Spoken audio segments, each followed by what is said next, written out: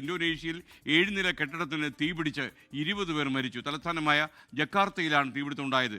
രക്ഷാപ്രവർത്തനം ഇപ്പോഴും തുടരുകയാണെന്നാണ് നമുക്ക് ലഭിക്കുന്ന വിവരം. അതിന്റെ ദൃശ്യങ്ങളാണ് പ്രേക്ഷകർ ഇപ്പോൾ 24 സ്ക്രീനിൽ കാണുന്നത്. തീയണക്കാൻ ഇപ്പോഴും സാധിച്ചിട്ടില്ല.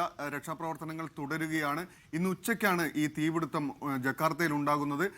7 നില കെട്ടിടത്തിലെ ആദ്യ നിലയിൽ, 1-ാം നിലയിലാണ് ആദ്യമായി തീ പടരുന്നത്.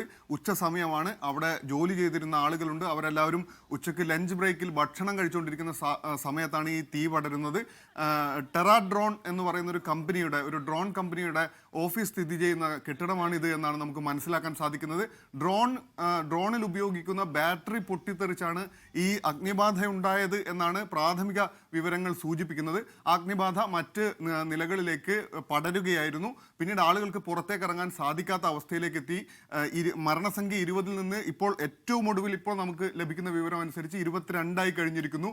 20ഓളം പേരെ കെട്ടിടത്തിൽ നിന്നും രക്ഷപ്പെടുത്തി എന്ന വാർത്തകളാണ് പുറത്തു വരുന്നത്. ആളുകൾ പുറത്തേക്ക് കടക്കാൻ സാധിക്കാതെ നമ്മുടെ ദൃശ്യങ്ങൾ കാണുന്നത് പോലെ ലാഡർ ഉപയോഗിച്ച് മുകളിലെ നിലകളിൽ നിന്ന് താഴേക്കിറങ്ങുന്ന സാഹചര്യമാണ് ജക്കാർത്തയിൽ ഉണ്ടായത്.